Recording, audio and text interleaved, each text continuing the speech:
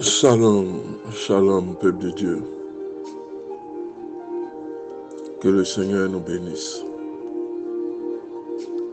et que toute la gloire lui revienne. Amen. Bénissons en tout temps et en tout lieu le Seigneur,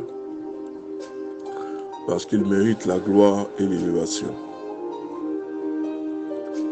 Le thème que je veux voir avec vous: alors le diable le laissa. Écoutez très bien. Alors le diable le laissa. En tant qu'enfant de Dieu, nous devons nous poser la question: pourquoi le diable a laissé Yoshua le Messie en paix? Pourquoi le diable n'a pas pu l'attaquer, n'a pas trouvé une faille? Pourquoi le diable n'a pas trouvé cette faille? La Bible dit alors le diable le laissa. Dans le livre de Jacques, la Bible nous dit que le diable est comme un lion rugissant. Donc nous avons deux types de lions. Nous avons le lion de la tribu de Juda et nous avons le lion qui rugit mais qui a la carrure diabolique. Il faut que l'on puisse dire de toi que Satan t'a laissé, que Satan ne trouve rien qui puisse l'amener à t'attaquer, à rester sur ta vie, à faire de ta vie un enfer. Le diable vient, il t'attaque, mais il trouve une porte d'entrée, une porte d'accès. La Bible nous dit, alors le diable le laissa même tranquille, ne pouvant même plus s'approcher de Yoshua le Messie. Le diable s'en est complètement écarté. Il a laissé le Messie parce qu'il a vu qu'il n'y avait rien qui puisse lui donner accès dans la vie du Messie. Mais est-ce que l'on peut dire la même chose pour nous ou pour toi? Nous devons fermer toutes les portes d'accès au diable. Et alors, en ce moment précis, le diable nous laissera. Mais si nous ne fermons pas les portes d'accès, le diable aura toujours une priorité dans notre vie. Matthieu 4, le verset 11. Alors le diable le laissa. Et voici que les anges s'approchèrent de Jésus et le servirent. Dieu te met dans une tentation. Parce que beaucoup ont tendance à prier, à pleurer, à agoniser, à dire que le Seigneur m'a abandonné. Mais le Seigneur n'a abandonné personne. La tentation que tu subis, c'est la marque d'élévation. Dieu veut voir si tu le suis réellement, d'un cœur pur, d'un cœur sincère. Lisons le Matthieu 4, le verset 11. Alors le diable le laissa. Et voici que des anges s'approchèrent de Jésus et le servirent. Vous voulez connaître une élévation sans souffrance, une gloire sans épreuve, une élévation sans difficulté? Ça n'existe pas. Dieu a mis Christ dans le désert. Il a été tenté par le diable. Il est sorti victorieux. Alors le Seigneur a reconnu son Fils. Voici quelqu'un en qui je peux mettre toute ma confiance. Est-ce que l'Éternel peut dire ces choses de nous? Comme il est dit aussi à Job, voici Job, Satan, l'as-tu vu? Il marche dans toute l'intégrité, il fait ma joie. Le Messie, c'est pareil. Après avoir vaincu le diable, d'avoir tenu, d'avoir résisté, d'avoir persévéré, les anges sont venus le servir. Les anges doivent se mettre à ta disposition. Ils doivent te servir, enfant de Dieu. Mais est-ce que les anges te servent? Est-ce que tu marches véritablement dans la droite ligne du Seigneur? Matthieu 4, le verset 11. Alors, le diable laissa. Et voici des anges s'approchèrent de Jésus et le servir. Jésus, ayant choisi d'accomplir la volonté de son Père, a vécu la réalité de la nature humaine. C'est-à-dire qu'il lui fait, Matthieu 4, le verset 3, on peut imaginer qu'après 40 jours et 40 nuits passés dans le désert, Jésus eut soif aussi. Lorsqu'il est arrivé en Samarie, il a demandé à la femme samaritaine de lui donner de l'eau. Es-tu plus grand que notre père Jacob qui a construit le puits? Il a ressenti, j'allais dire, les choses humaines, les choses temporelles. La faim. Matthieu 4, le verset 3. Après 40 jours de jeûne et de prière, la soif. Il s'est senti probablement sale. Parce qu'il est resté 40 jours dans le désert. La vie est ainsi. Nous vivons des périodes de tentation, d'éloignement, de manque de physique ou de manque émotionnel. Parfois, nous avons faim, nous avons soif, nous nous sentons sales, brûlés par le soleil. Ce sont les choses de la vie. Vous ne pouvez pas commencer une œuvre, un ministère ou marcher dans la maison de Dieu sans connaître des tentations et des éloignements, des égarements. Ce qui conclut à amener certaines personnes ou certains chrétiens à dire que Dieu s'est éloigné de moi. Dieu ne s'est pas éloigné de toi, mais il veut voir ta résistance face à la tentation, ta persévérance face à la parole de Dieu. La Bible nous dit que Christ a été tenté. Et lorsqu'il a vaincu Satan, les anges se sont mis automatiquement à son service. C'est dans la persévérance, l'effort. Comment vaincre la tentation, faire face à la tentation, résister au diable. Dieu ne nous abandonne pas. Il ne s'éloigne pas de nous. Mais il veut voir notre capacité à résister face à la tentation. Parce que beaucoup vont y tomber. Et beaucoup vont abandonner la foi. Il arrive des moments, des périodes de tentation. De l'éloignement. De manque physique ou émotionnel. Parfois nous avons faim et soif. Nous nous sentons sales, brûlés par le soleil. Jésus venait d'être publiquement reconnu par Dieu, le Père comme le Fils de Dieu, et de recevoir l'onction du Saint-Esprit nécessaire pour accomplir son ministère. Néanmoins, Dieu n'a pas laissé. Vous ne pouvez pas exercer un ministère tant que vous n'avez pas reçu l'onction de Dieu. La véritable onction et la véritable puissance, c'est celle qui vient d'en haut. Ne courez pas chez les marabouts et chez les féticheurs. Vous allez plutôt ramasser des démons. Ce qui est puissant, ce qui est pur, ce qui est réel, ne vient pas de la terre, mais des cieux. C'est de là-bas que nous devons puiser notre puissance et notre référence. Jésus venait d'être reconnu par Dieu le Père. Vous voyez les tentations qu'il a dû subir.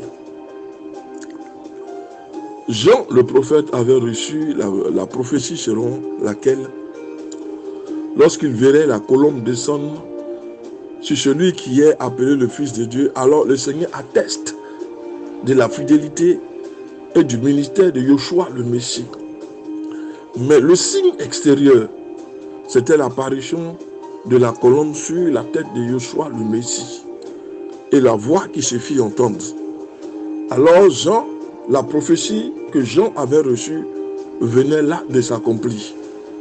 Mais malgré cet accomplissement de la prophétie, de la révélation, le Seigneur amène encore son Fils dans le désert pour être tenté par le diable. Vous ne pouvez pas exercer un grand ministère si vous ne voyez pas ces choses-là apparaître. La haine, la jalousie, la rancœur, les attaques gratuites. Vous êtes là, vous ne comprenez rien. Pourquoi les gens vous en veulent du matin au soir? Mais qu'est-ce qui ne va pas dans leur vie?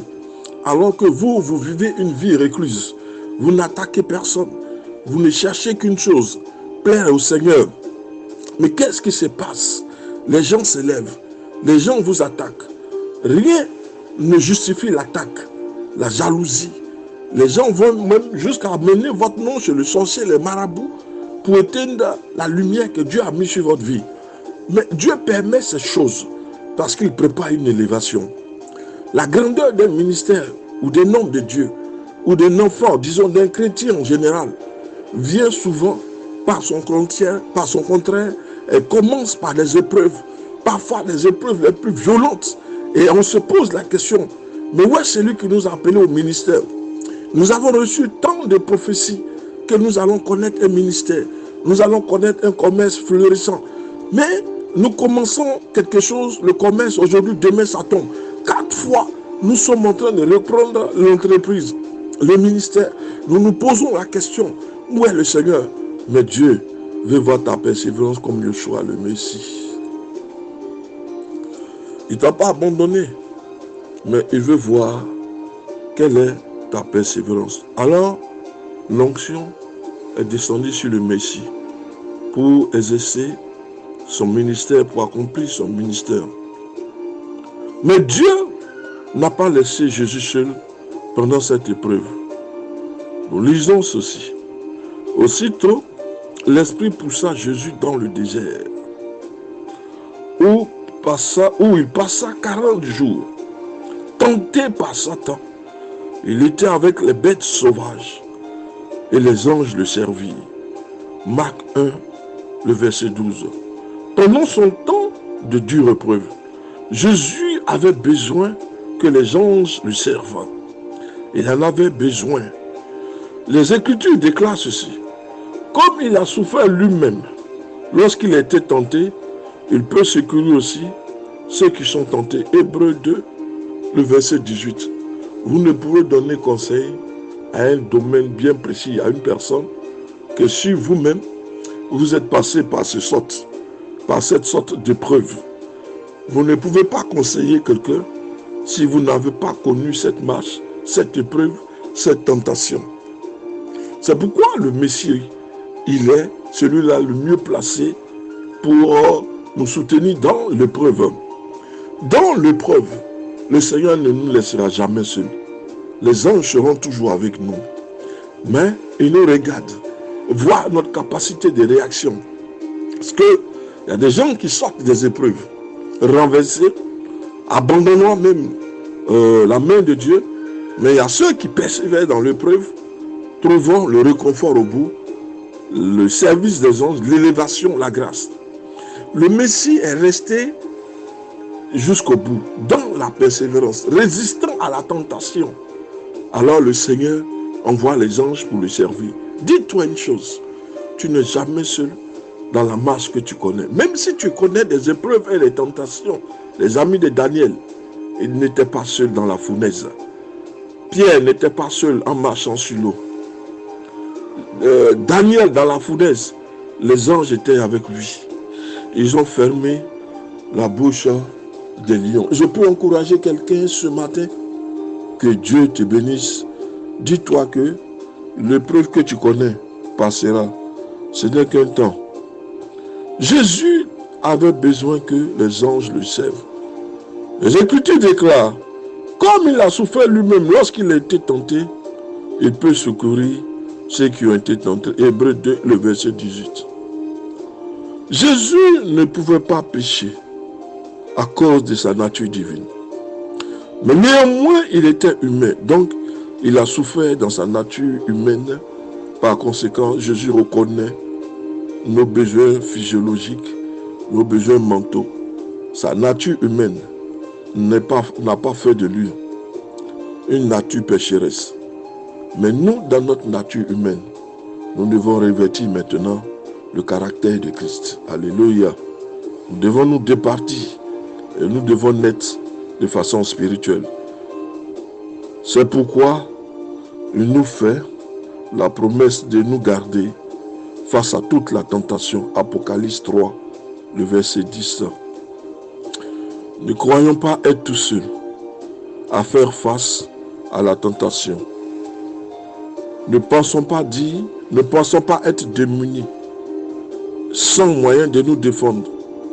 Dans chaque tentation, Jésus a pu trouver dans la parole de Dieu les ressources nécessaires pour faire face à Satan, parce que tout réside dans la parole. Tout est dans la parole. C'est dans la parole que le Seigneur a puisé sa force et ses ressources. Il n'a pas battu Satan par une démonstration de puissance ou par un parler en langue, mais c'est par la mise en pratique de la parole de Dieu. Tu penses être seul, mais copie un peu le Messie. Il a tenté, il a résisté à toutes choses. Il n'a pris aucun raccourci. Il a fait confiance à l'Éternel, sachant que l'Éternel peut le sauver à tout moment. Et quand il s'est retrouvé dans la tentation, dans le désert, il a lu la parole de Dieu. Mais toi, est-ce que tu lis la parole, les versets, une fois par jour? Est-ce que tu médites cette parole dans laquelle réside le Seigneur et la puissance et les conseils du Seigneur? Nous devons la relire. C'est dans la parole de Dieu que le Seigneur a trouvé les ressources pour faire face à Satan. Satan qui est un menteur. Satan qui cherche à nous éloigner du plan de Dieu pour notre vie. Satan vient nous offrir des raccourcis aux promesses de Dieu. Certains ayant été bousculés, ayant trop souffert, à un moment donné, vont chercher à prendre des raccourcis. Mais nous devons nous rappeler ceci. Ce n'est pas contre l'homme que nous avons à lutter, mais contre la puissance, contre les autorités, contre les souverains de ce monde des ténèbres, contre les esprits de mal dans les lieux célestes. C'est pourquoi nous devons prendre toutes les armes de Dieu afin de pouvoir résister dans les mauvais jours et de tenir ferme après avoir surmonté toutes choses. Éphésiens 6, le verset 12 au verset 13. Nous devons persévérer. Nous devons résister à toute tentation, à toute épreuve.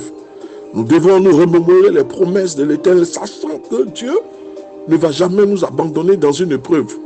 Toute voix discordante, contraire à la parole et à la promesse que nous avons reçue, à la prophétie, nous devons la rejeter. C'est de Dieu que procède la solution de toutes choses. Nous devons résister, nous devons persévérer. C'est la seule solution. Le choix, le Messie, va toujours intercéder pour nous. Et ses anges seront toujours déployés en notre faveur.